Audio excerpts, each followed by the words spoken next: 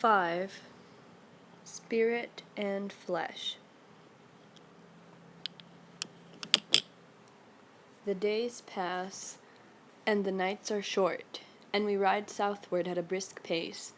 Our dromedaries are in excellent shape. They have recently been watered, and the last 2 days have provided them with abundant pasture. There are still 14 days between here and Mecca, and even more if, as is probable, we spend some time in the towns of Hail and Medina, both of which lie on our route. An unusual impatience has taken hold of me, an urgency for which I know no explanation. Hitherto I have been wont to enjoy travelling at leisure, with no particular urge to reach my destination quickly. The days and weeks spent in journey had each of them a fulfillment of its own, and the goal always seemed to be incidental.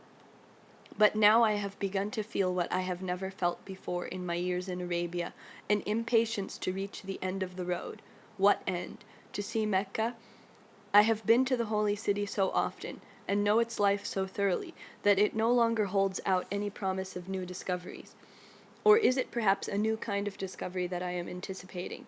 It must be so, for I am being drawn to Mecca by a strange personal expectancy, as if this spiritual center of the Muslim world, with its multinational congregation of people from all corners of the earth, were a kind of promise, a gateway to a wider world than the one in which I am now living.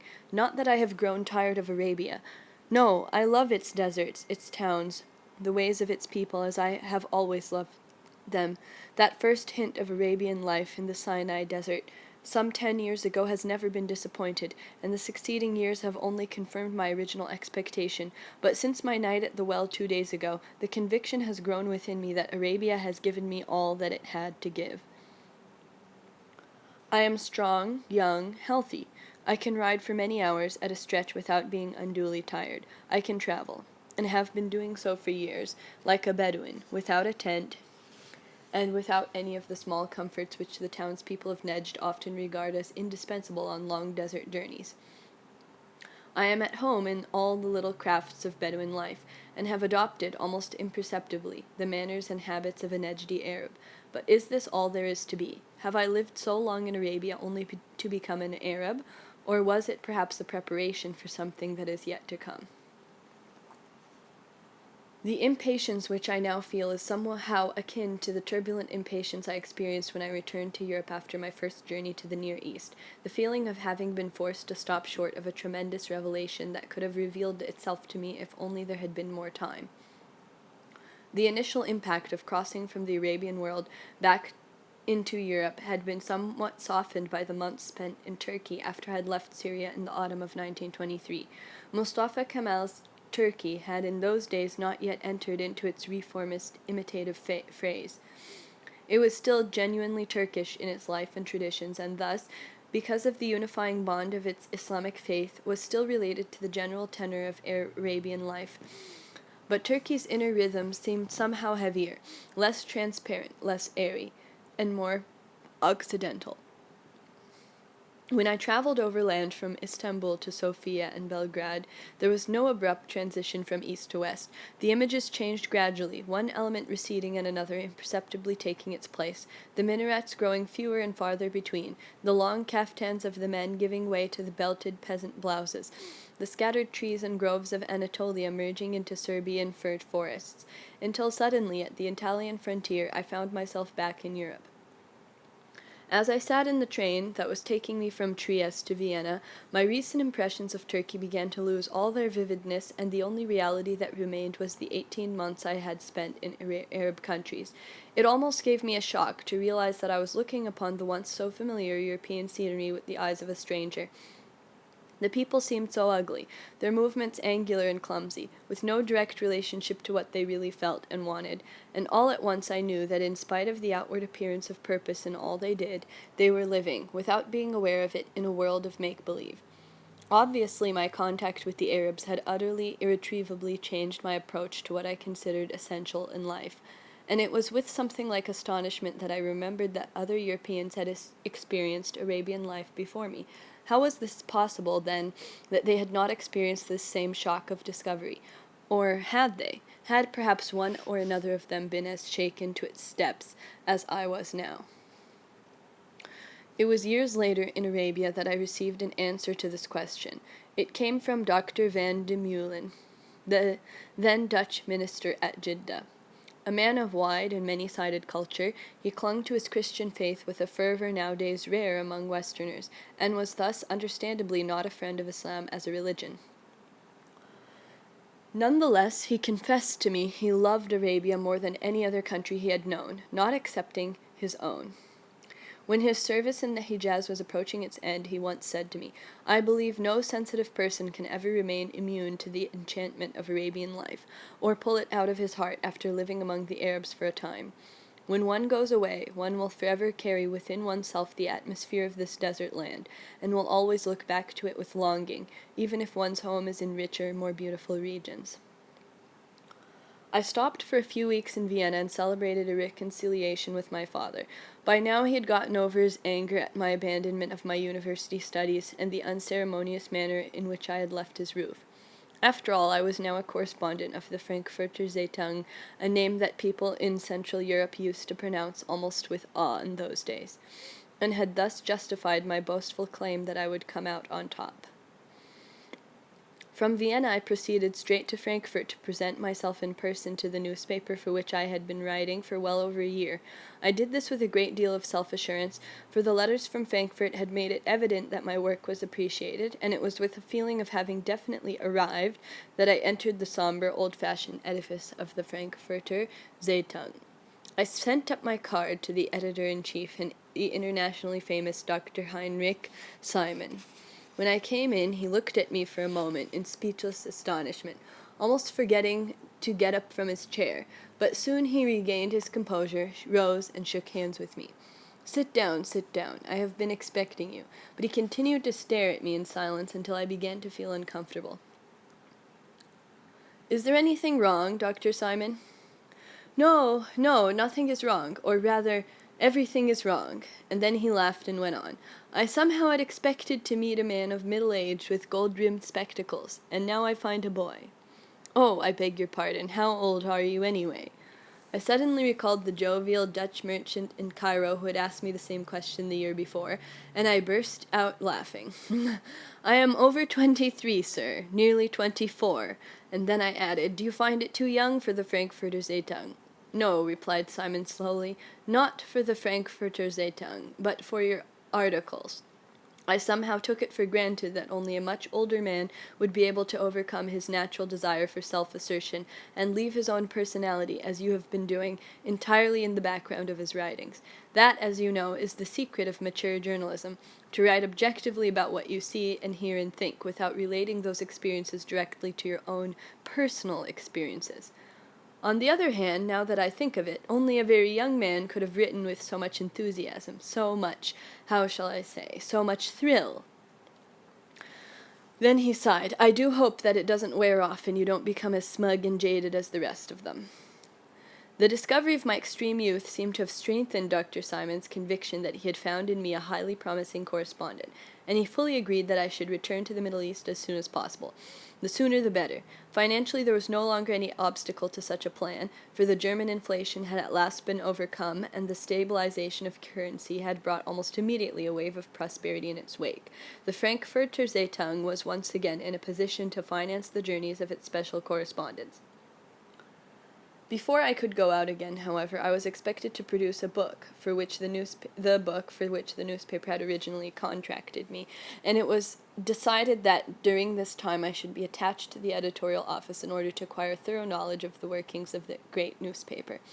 Despite my impatience to go abroad again, those months in Frankfurt were tremendously stimulating. The Frankfurter Zeitung was not just a large newspaper, it was almost a research institute. It employed about 45 full-fledged editors, not counting the many sub-editors and assistants in the newsrooms. The editorial work was highly specialized, with every area of the world and every major political or economic subject entrusted to an outstanding expert in his field, and this in pursuance of an old tradition that the articles and dispatches of the Frankfurter Zeitung should not be merely ephemeral reflections of passing events, but rather a kind of documentary evidence which politicians and historians might draw upon. It was common knowledge that in the Foreign Office in Berlin, the editorials and political analyses of the Frankfurter Zeitung were filed with the same reverence that was accorded the notes verbalis of foreign governments. In fact, Bismarck is quoted to have once said of the then chief of the newspaper's Berlin bureau, "Dr. Stein is the ambassador of the Frankfurter Zeitung to the court of Berlin. To be a member of such an organization was very gratifying indeed to a man of my age, the more so as my hesitant views about the Middle East were met with serious attention by the editors, and often became the subject of the daily editorial conferences, and the final triumph came on the day when I was asked to write an editorial on a current Middle Eastern problem." My work at the Frankfurter Zeitung gave a strong impetus to my conscious thinking. With greater clarity than ever before, I began to relate my Eastern experiences to the Western world of which I was once again a part. Just as some months earlier I had discovered a connection between the emotional security of the Arabs and the faith they professed, it now began to dawn upon me that Europe's lack of inner integration and the chaotic state of its ethics might be an outcome of its loss of contact with the religious faith that had shaped Western civilization. Here, I saw, was a society in search of a new spiritual orientation after it had abandoned God, but apparently very few Westerners realized what it was all about. The majority seemed to think, consciously or subconsciously, more or less along these lines. Since our reason, our scientific experiments, and our calculations do not reveal anything definite about the origin of human life and its destinies after bodily death, we ought to concentrate all our energies on the development of our material and intellectual potential, and not allow ourselves to be hampered by transcendental ethics and moral postulates based on assumptions which defy scientific proof. Thus, while Western society did not expressly deny God, it simply no longer had room for him in its intellectual system. In earlier years, after I had become disappointed with the religion of my ancestors, I had given some thought to Christianity. In my eyes, the Christian concept of God was infinitely superior to that of the Old Testament, in that it did not restrict God's concern to any one group of people, but postulated his fatherhood of all mankind. There was, however, an element in the Christian religious view that detracted from the universality of its approach. The distinction it made between the soul and the body, the world of faith and the world of practical affairs. Owing to its early divorce from all tendencies aiming at an affirmation of life and of worldly endeavors, Christianity, I felt, had long ceased to provide a moral impetus to Western civilization. Its adherents had grown accustomed to the idea that it was not the business of religion to interfere with practical life. They were content to regard religious faith as a soothing convention, meant to foster no more than a vague sense of personal morality, especially sexual morality, in individual men and women. In this they were assisted by the age-old attitude of a church which, in pursuance of the principle of a division between that which is God's and that which is Caesar's, had left the entire field of social and economic activities almost untouched, with the result that Christian politics and business had developed in a direction entirely different from all that Christ had envisaged.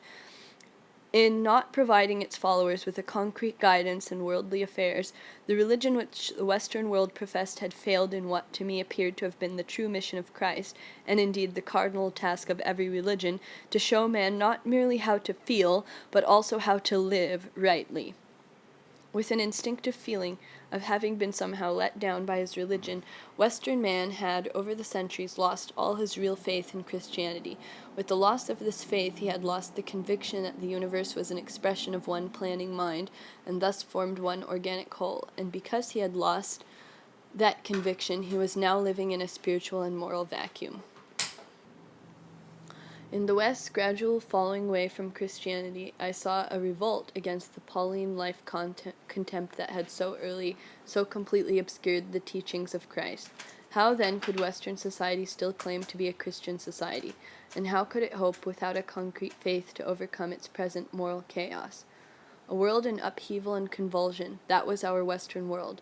Bloodshed, destruction, violence on an unprecedented scale, the breakdown of so many social conventions, a clash of ideologies, an embittered all-round fight for the new ways of life.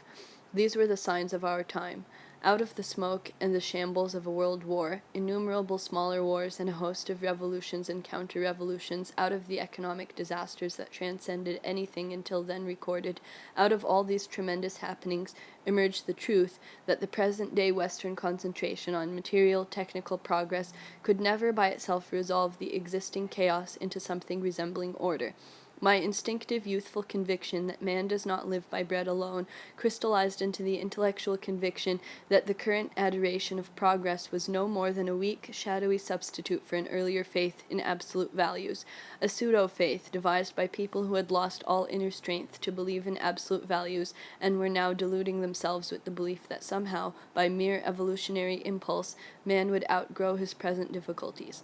I did not see how any of the new economic systems that stemmed from this illusory faith could possibly constitute more than a palliative for Western society's misery. They could, at best, cure some of its symptoms, but never the cause.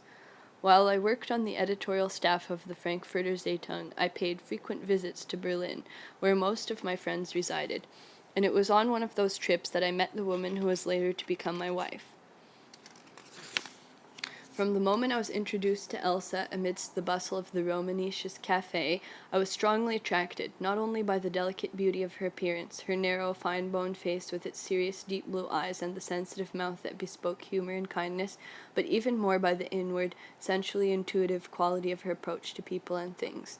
She was a painter. Her work, which I later came to know, may not have been outstanding, but it bore the same imprint of sincere, serene intensity that expressed itself in all her words and gestures. Although she was some 15 years older than I, that is, in her late 30s, her smooth face and slender, flexible body gave her a much younger appearance. She was probably the finest representative of the pure Nordic type I have ever encountered, having all its clearness and sharpness of outline, with none of the angularity and stolidity that so often goes with it. She descended from one of those old Holstein families which might be described as the North German equivalent of the English yeomanry. But the unconventional freedom of her manner had caused the yeoman earthiness to give way to quite un-Nordic warmth and flair. She was a widow and had a 6-year-old son, to whom she was greatly devoted. The attraction must have been mutual from the very outset, for after that first meeting we saw each other very often. Filled as I was with my recent impressions of the Arab world, I naturally communicated them to Elsa, and she, unlike most of my other friends, displayed an extraordinary understanding and sympathy for the strong but as yet inchoate feelings and ideas which these impressions had produced in me. So much so that when I wrote a kind of introduction to the book in which I was describing my Near Eastern travels, I felt as if I were addressing myself to her. When a European travels in any country of Europe which he has never seen before, he continues to move within his own, though perhaps somewhat widened, environment, and can easily grasp the difference between the things that habit has made familiar to him and the newness that now comes his way. For whether we are Germans or Englishmen, and whether we travel through France, Italy, or Hungary, the spirit of Europe unifies us all. Living as we do within a well-defined orbit of associations, we are able to understand one another, and to make ourselves understood through those associations as if through a common language. We call this phenomenon community of culture. Its existence is undoubtedly an advantage, but like all advantages that stem from habit, this one is occasionally a disadvantage as well, for sometimes we find that we are wrapped up in that universal spirit as if in cotton wool, that we are lulled into it by a laziness of the heart, that it has made us forget the tightrope walk of our earlier, more creative times, that reaching out after intangible realities. In those earlier times they would perhaps have been called intangible possibilities. The men who went out in search of them, whether discoverers or adventurers or creative artists, were always seeking only the innermost springs of their own lives. We late-comers are also seeking our own lives, but we are obsessed by the desire to secure our own life before it unfolds itself, and we dimly suspect the sin that lies hidden in such endeavor. Many Europeans begin to feel it today, the terrible danger of avoiding dangers. In this book I am describing a journey into a region whose difference from Europe is too great to be easily bridged, and difference is, in a way, akin to danger. We are leaving the security of our too uniform environment, in which there is little that is unfamiliar and nothing that is surprising, and entering into the tremendous strangeness of another world. Let us not deceive ourselves. In that other world we may perhaps comprehend this or that of the many colorful impressions that come our way, but we can never, as we might in the case of a Western country, consciously grasp the total picture. It is more than space that separates us from the people of that other world. How to communicate with them? It is not enough to speak their language. In order to comprehend their feel of life, one would have to enter into their environment fully and begin to live within their associations. Is this possible? And would it be desirable? It might be, after all, a bad bargain to exchange our old familiar habits of thought for strange, unfamiliar ones. But are we really excluded from that world? I do not think so. Our feeling of exclusion rests mainly on an error peculiar to our Western way of thinking. We are wont to underestimate the creative value of the unfamiliar, are always tempted to do violence to it, to appropriate it, to take it over on our own terms, into our own intellectual environment. It seems to me, however, that our age of disquiet no longer permits such cavalier attempts. Many of us are beginning to realize that cultural distance can and should be overcome by means other than intellectual rape. It might perhaps be overcome by surrendering our senses to it. Because this unfamiliar world is so entirely different from all that you have known at home, because it offers so much that is strikingly strange in image and sound, it brushes you sometimes, if you permit yourself to be attentive, with a momentary remembrance of things long known and long forgotten, those intangible realities of your own life. And when this breath of remembrance reaches you from beyond the abyss that separates your world from that other, that unfamiliar one, you ask yourself whether it is not perhaps herein, and only herein, that the meaning of all wandering lies. To become aware of the strangeness of the world around you, and thereby to reawaken your own personal forgotten reality. And because Elsa intuitively understood what I tried so inadequately, like one who gropes in darkness, to convey in those stammering words, I strongly felt that she, and she alone, could understand what I was after and could help me in my search.